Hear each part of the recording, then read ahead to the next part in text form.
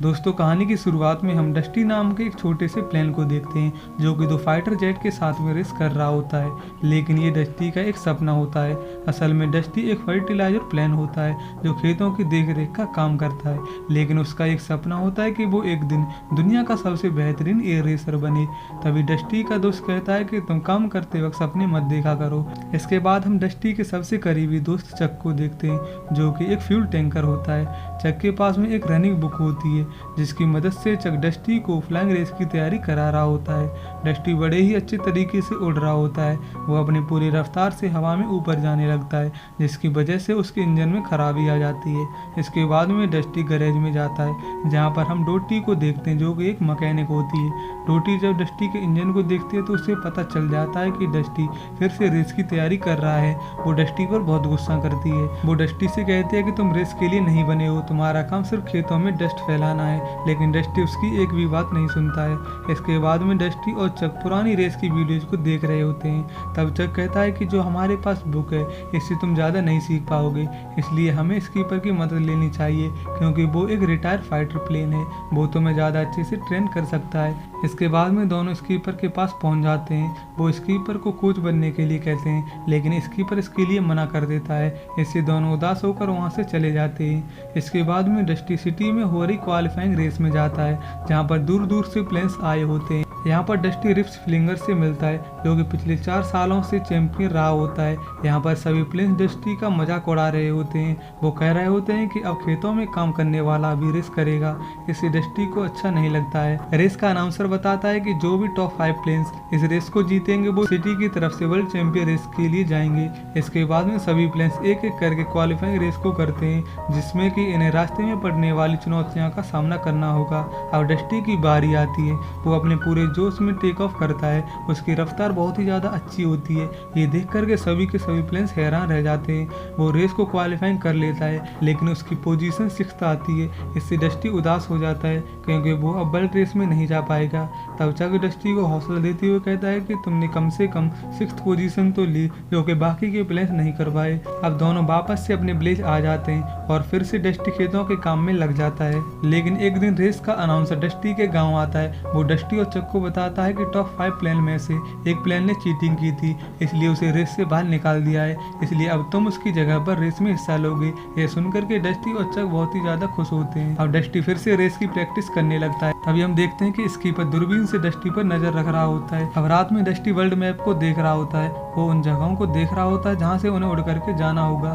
तभी वहाँ पर स्कीपर आता है। वो डस्टी से कहता है कि मैंने तुम्हारी स्पीड और उड़ने के तरीके को देखा है, वो बिल्कुल बेकार है, इससे तुम रेस को नहीं जीत पाओगे क्योंकि इस वर्ल्ड रेस में बहुत सारे ऊंचे नीचे पहाड़ और नदियां पड़ते हैं, इसलिए तुम्हें रेस को छोड़ देना चाहिए। लेकिन डस्टी रेस को नहीं छोड़ना चाहता क्योंकि ये रेस डस्टी का सपना होती है। डस्टी के इस हौसले को देख करके स्कीपर भी हैरान रह जाता है। इसके बाद में स्कीपर डस्टी को ट्रेनिंग देने के लिए तैयार हो जाता है। वो अगली सुबह डस्टी के लिए एक ट्रैक को तैयार करता है लेकिन हम देखते हैं कि डस्टी की स्पीड काफ़ी कम होती है। तब डोटी डस्टी के इंजन की टॉर्क को बढ़ा देती है जिससे डस्टी की काफ़ी तेज स्पीड हो जाती है।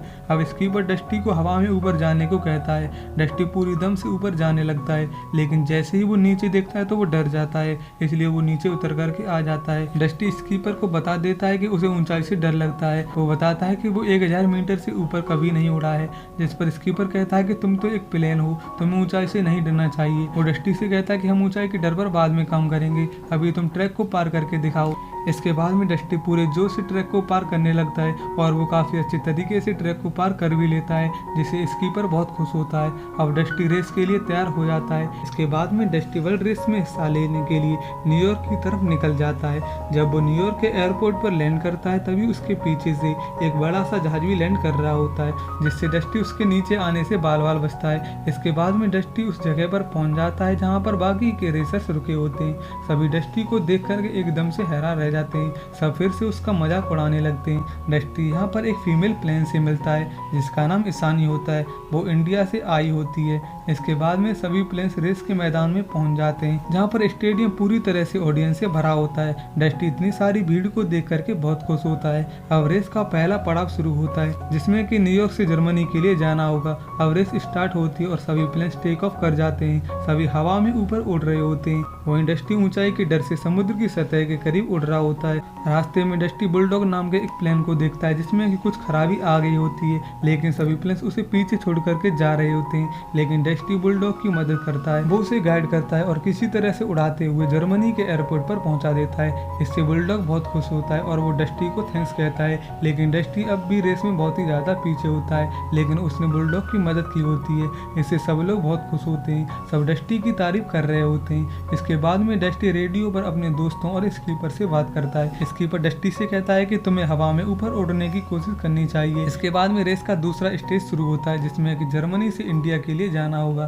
सभी प्लेन्स टेक ऑफ कर जाते हैं, सब एक दूसरे को बीट कर रहे होते हैं, लेकिन डस्टी नीचे उड़ते हुए भी एक एक करके रेस में तीसरे नंबर पर आ जाता है। वो सबके साथ में इंडिया पहुंच जाता है। सब डस्टी को तीसरे नंबर पर देख करके हैरान रह जाते हैं। अब डस्टी फेमस हो रहा होता है, सभी प्लेन्स डस्टी की तारीफ कर रहे होते हैं, लेकिन रिप्स को डस्टी से जलन हो रही होती है। अब डस्टी के पास में ईशानी आती है, वो डस्टी को ताजमहल घुमाने ले जाती है। डस्टी ताजमहल को देख करके बहुत खुश होता है। ईशानी डस्टी से कहती है कि अगले स्टेज में हमें नेपाल जाना होगा, जिसमें कि हमें रास्ते में बहुत सारे पहाड़ों को पार करना होगा, और मैं जानती हूँ कि तुम्हें ऊंचाई से डर लगता है। इसलिए ईशानी डस्टी को एक आइडिया देती है। वो डस्टी से कहती है कि क्यों ना तुम ट्रेन की टनल से होकर के नेपाल जाओ।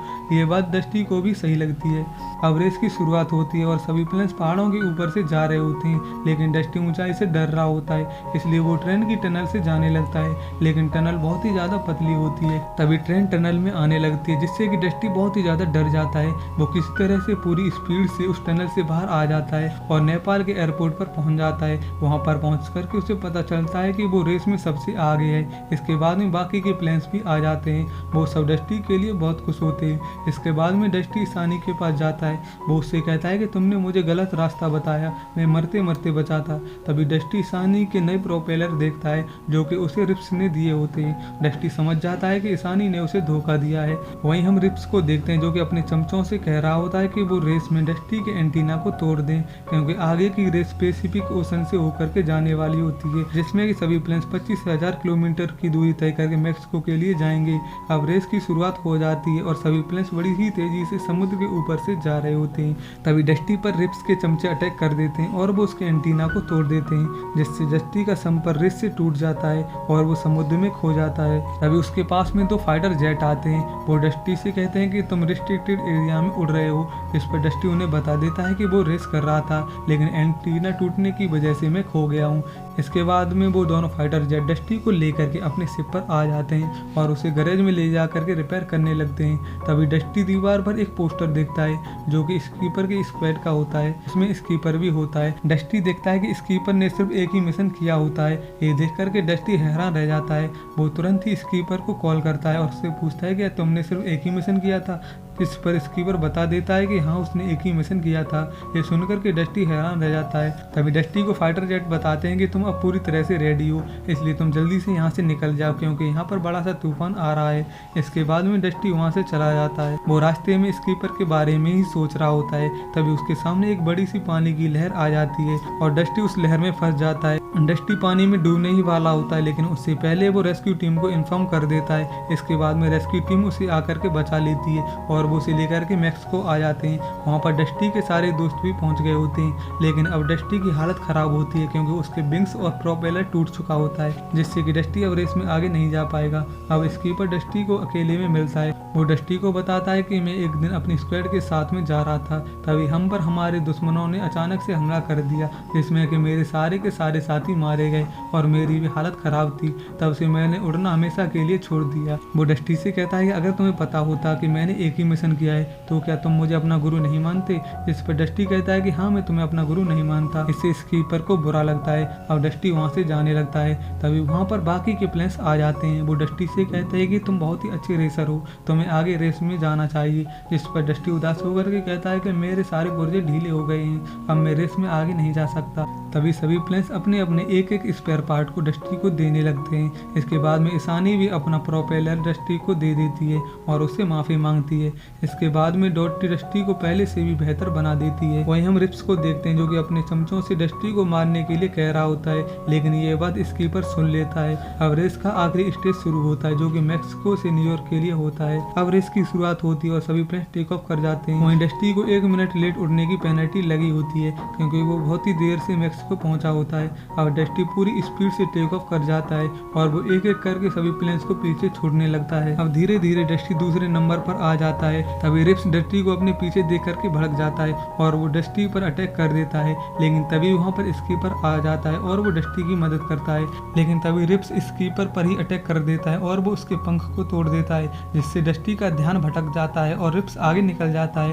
तभी स्कीपर डस्टी से कहता है कि तुम मेरी चिंता मत करो, तुम आगे की रेस करो। इसके बाद में डस्टी उसे छोड़ करके आगे चला जाता है। अब फाइट डस्टी और रिप्स के बीच में हो रही होती है। रिप्स को लग रहा होता है कि वो सबसे आगे है, वो फिनिश लाइन के करीब होता है, इसलिए रिप्स बेफिक्र होकर के अपनी फोटो के लिए पोज देने लगता है। तभी डस्टी उससे आगे निकल जाता है और वो फिनिश लाइन पर सबसे पहले पहुंच करके जीत जाता है। इससे डस्टी बहुत ही ज्यादा खुश होता है। अब सब प्लेन्स भी आ जाते हैं, वो डस्टी के लिए बहुत खुश होते हैं। वहीं सब रिप्स का मजाक भी उड़ा रहे होते हैं। तभी वहाँ पर स्कीपर भी आ जाता है। स्कीपर डस्टी के लिए बहुत खुश होता है। डस्टी स्कीपर से माफी मांगता है। अब हम लास्ट सीन में देखते हैं कि स्कीपर और डस्टी फिर से एयरफोर्स में आ गए होते हैं और स्कीपर पहले की तरह से फिर से फाइटर जेट बन गया होता है और डस्टी भी एक रेस्क्यू प्लेन बन जाता है। और इसी के साथ में इस फिल्म का यहीं पर एंड हो जाता है। अगर आपको मूवी की एक्सप्लेनेशन अच्छी लगी हो तो प्लीज़ वीडियो को लाइक और चैनल को सब्सक्राइब जरूर से कर लेना और ऐसी ही मज़ेदार वीडियोज़ को देखने के लिए एंड स्क्रीन पर लगी वीडियोज़ को देख सकते हैं।